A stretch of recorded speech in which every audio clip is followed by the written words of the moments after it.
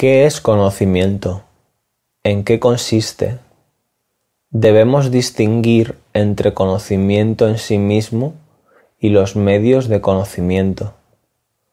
Además, entre los medios debemos distinguir los instrumentos de las operaciones realizadas con los instrumentos. Por conocimiento entendemos conciencia, introducir algo en la consciencia activa en nuestro Chaitanyam. ¿Qué queremos decir? ¿De dónde lo extraemos? El europeo dice que del exterior. Nosotros decimos que del interior, del mismo Chaitanyam. En otras palabras, todo conocimiento es un acto de la consciencia actuando sobre algo en la consciencia misma. En primer lugar, todo lo que sabemos existe en Parabrahman, es decir, en nuestra propia existencia indivisible universal. Está ahí, aunque todavía no expresado, no vyakta. Luego, existe en puro chit, conciencia, que es la matriz de las cosas en cuanto que idea de forma, nombre y cualidad. Tiene nombre, forma y cualidad en el karana o mahat, el estado de consciencia causal, tipo o ideal. Adquiere posibilidad de cambio, desarrollo o modificación en el sukshma, el estado de conciencia sutil, mental o plástico.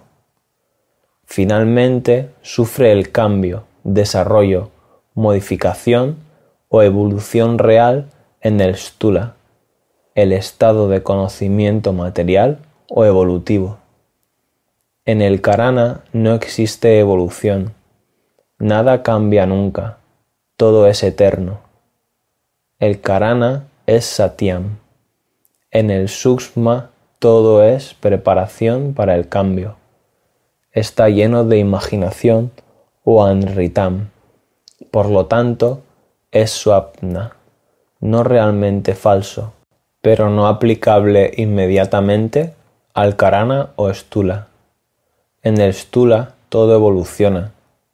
En el satyam parcial desarrollándose mediante la transformación del viejo satyam en anritam, que es llamado destrucción, y la transformación del nuevo anritam en nuevo satyam, que es llamado creación.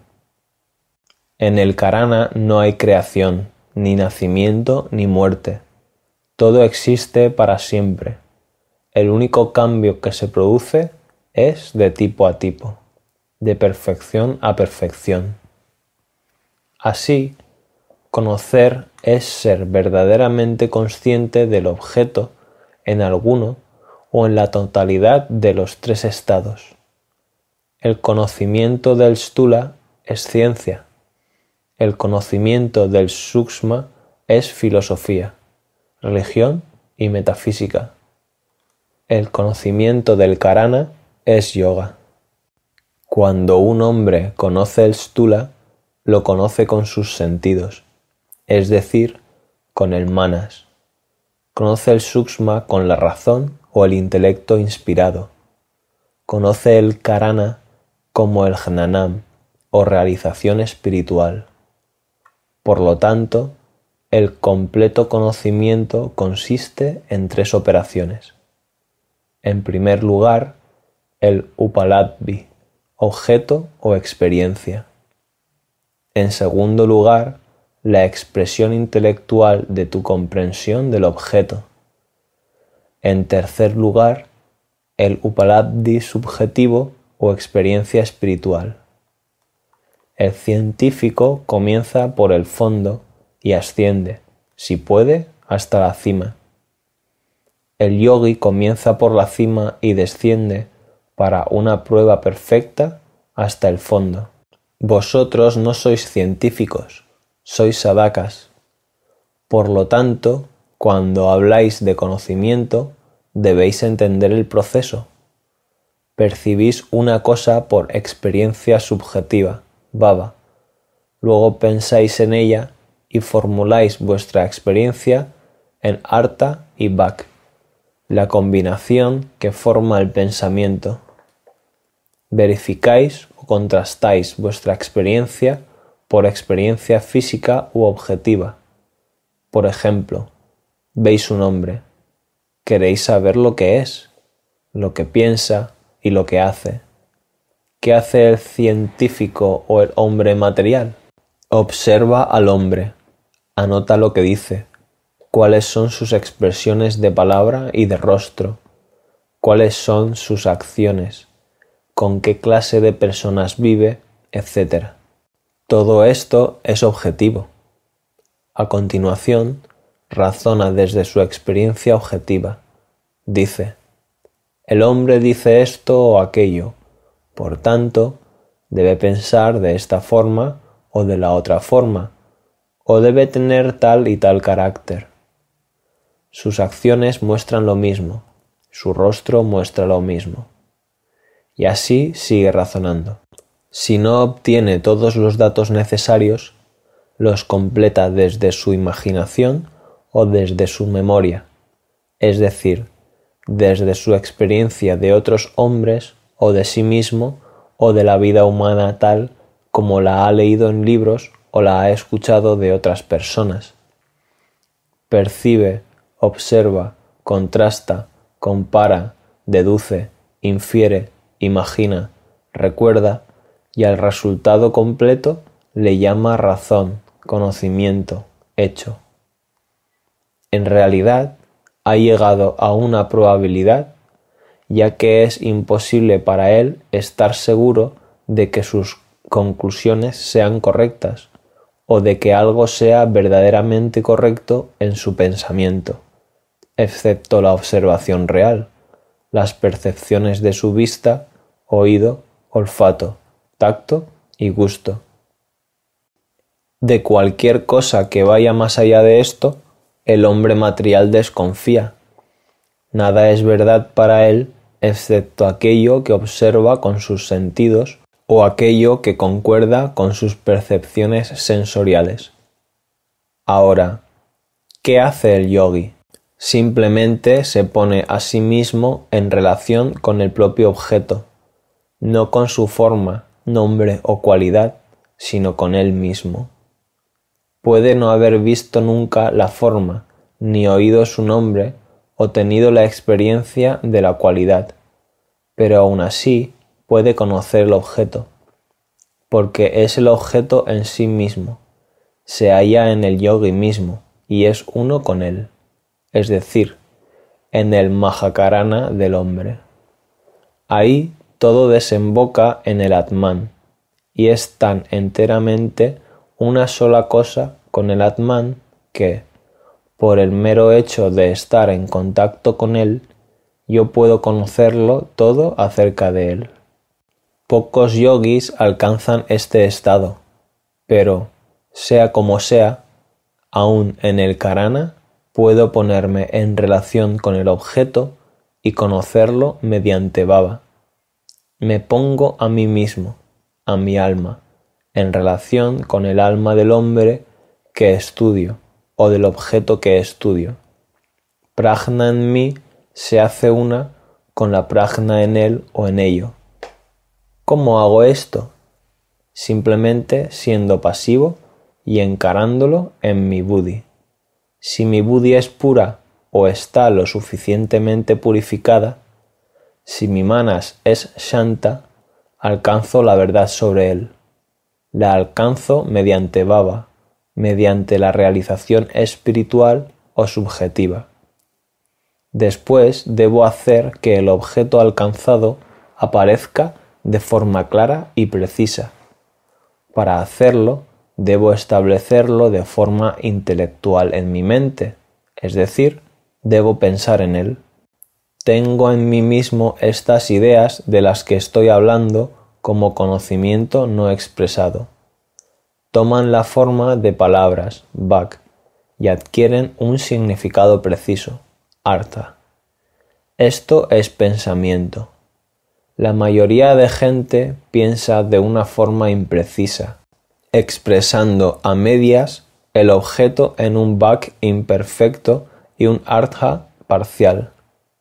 El yogi no puede hacer eso. Sus pensamientos deben expresarse en frases claras y perfectas. Puede llegar a conocer un objeto sin pensarlo, pero si piensa, debe hacerlo clara y perfectamente. El yogi razona cuando es necesario, pero no como el hombre de ciencia. Ve el objeto con su poder profético interpretando la verdad en pensamiento.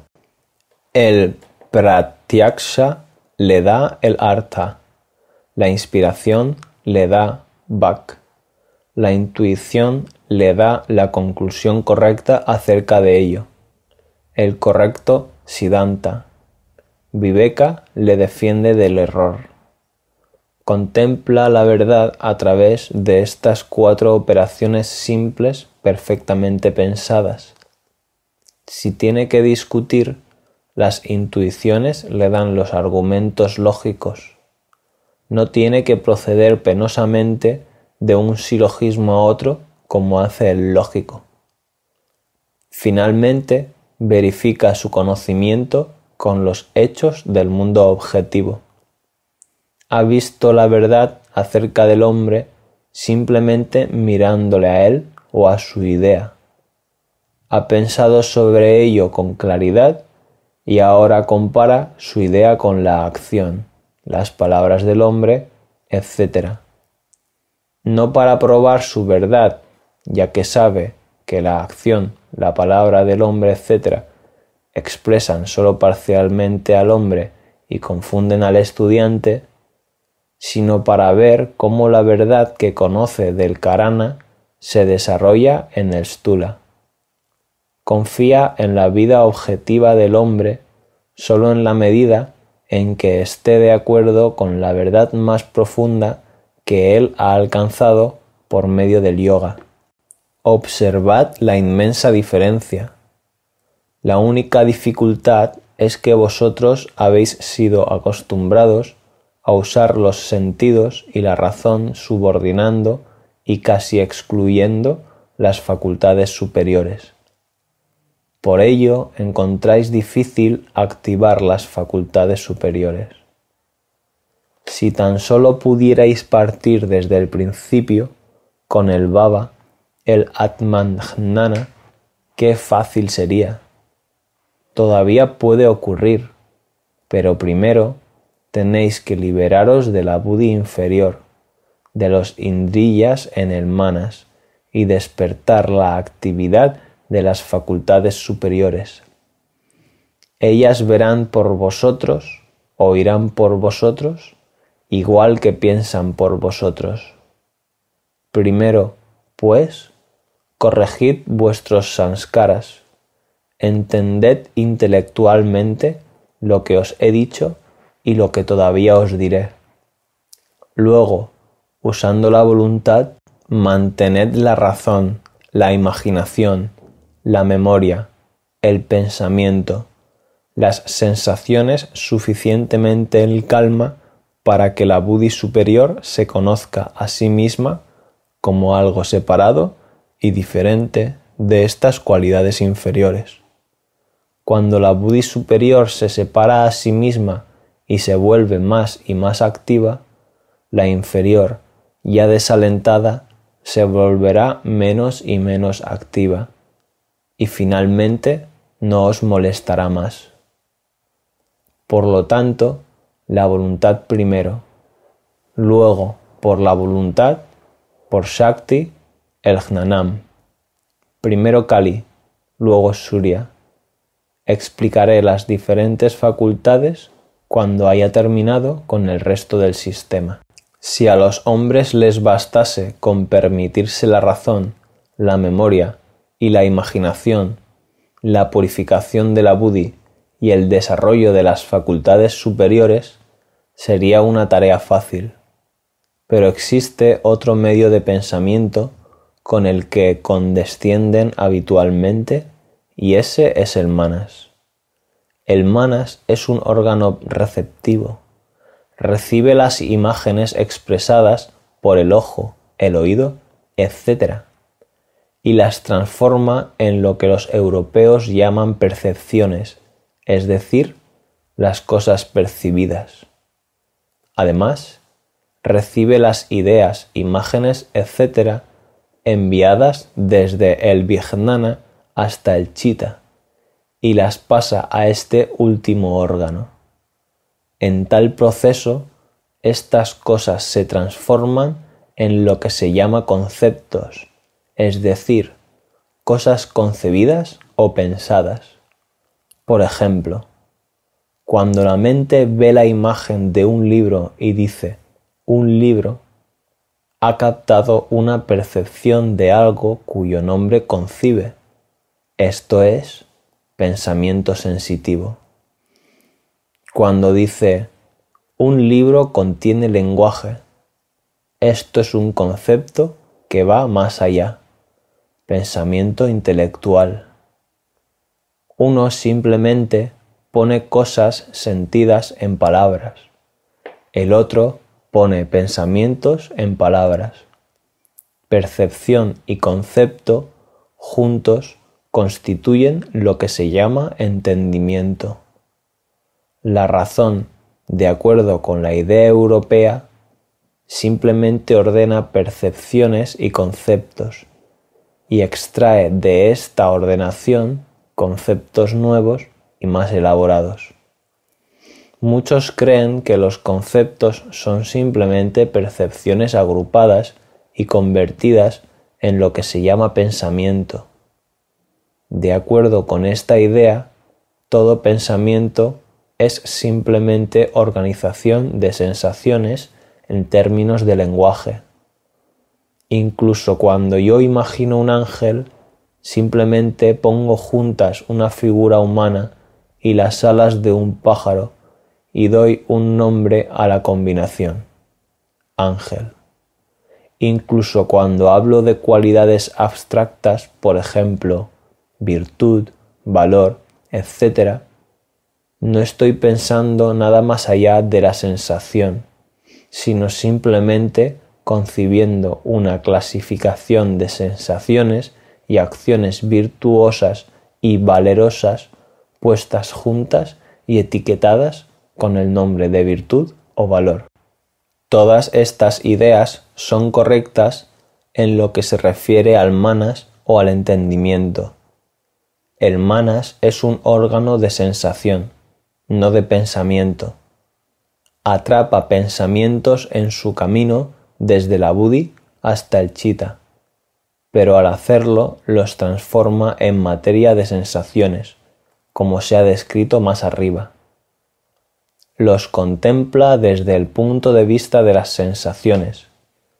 Los animales piensan con su manas, y los animales no son capaces de formar ideas que no estén en relación con alguna imagen, forma, sonido, olor, tacto, gusto, etc.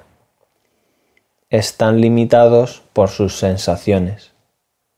Es por eso que en los animales la buddhi está dormida. En la medida en que actúa, lo hace detrás del velo. Pero el hombre puede ser consciente de cosas que los sentidos no pueden alcanzar.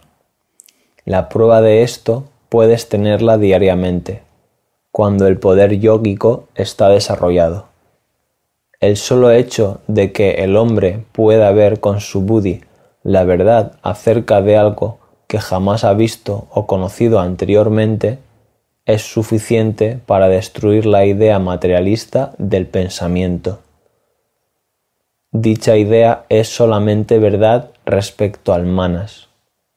El manas responde a los sentidos y está siempre formando percepciones y conceptos acerca de las sensaciones que recibe.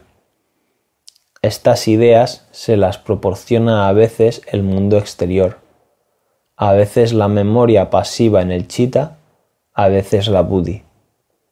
Pero intenta imponérselas todas a la buddhi. Comprueba todo aquello que no está directamente garantizado por los sentidos. Yo vi aquello, yo oí aquello, por lo tanto es verdad.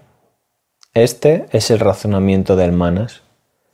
Esta es la razón por la que las personas que tienen una buddhi pobremente desarrollada conceden tanta importancia a lo que han visto o leído. Lo he visto en letra impresa, dice el hombre que no sobrepasa una formación básica y piensa que ha cerrado el argumento. ¿Qué tenemos que hacer con el Manas? Tranquilízalo, dice el yogi. Mientras está ocupado, el conocimiento es imposible. Solo podrás obtener fragmentos de conocimiento. Es verdad, y la mente en calma es sin duda esencial para el yogi. Pero, ¿qué ocurre con los sentidos? Puedes deshacerte de los conceptos en el Manas, pero ¿qué vas a hacer con las percepciones? No puedes dejar de ver, oír, etc., excepto cuando estás en Samadhi. Por esta razón, el Vedantin concede tanta importancia al Samadhi. Es la única condición en la que está a salvo del persistente acoso de las percepciones de los sentidos.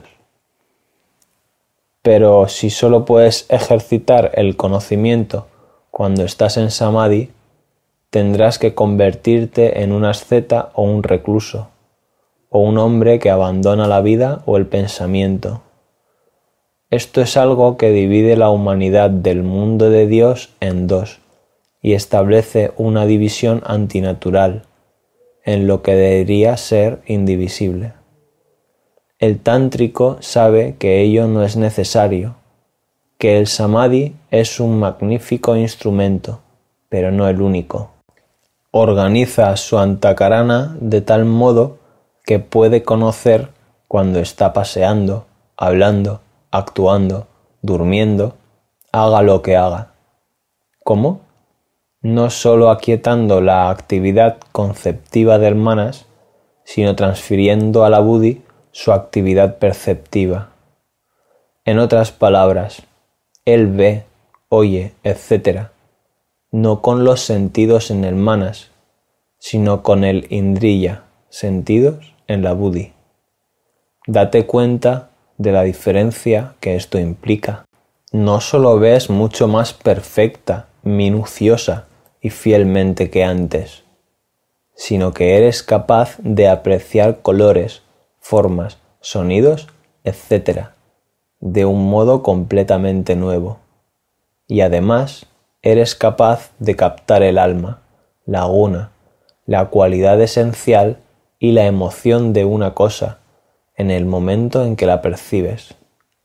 Esto es parte de lo que el yoga llama prakamya, la actividad absoluta y soberana del indriya.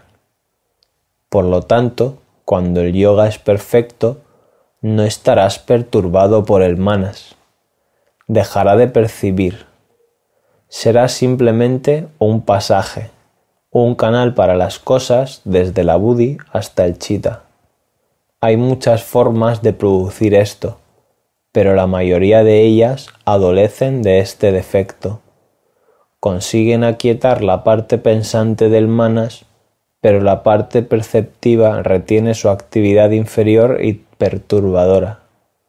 La mejor vía es usar la voluntad, simultáneamente, para despertar el ajnanam y aquietar el manas. Este método tiene dos ventajas. Primera, no tienes que poner tu mente en blanco, como en el método ordinario. Esa es una disciplina o tapasya poderosa, pero muy difícil y cansada. Reemplaza simplemente de forma gradual la actividad de la razón inferior por la actividad del pensamiento superior, la actividad de la mente por la actividad del mismo órgano y las percepciones de los sentidos por la actividad del prakamya, telepatía. Este proceso es menos penoso y más fácil. En segundo lugar, no puedes dejar de percibir mientras no estés en sushupti, autoabsorbido sueño de la conciencia, el estado de sueño profundo, el más profundo estado del samadhi, condición en la que uno entra en el estado causal o seminal. Solo dejarás de pensar. Por tanto, no puedes dejar tu mente en blanco, a menos que despiertes primero el jnanam. ¿Cómo te desharás de este elemento intruso? El prakamyai debe estar ahí ya activo antes de que las percepciones ordinarias puedan dejar de actuar. Esta es, pues, la tercera operación del método tántrico. Desarrollas la voluntad, usas la voluntad para despertar el jnanam, usas la voluntad para aquietar la mente y la buddhi inferior, y usas el jnanam para reemplazarlas.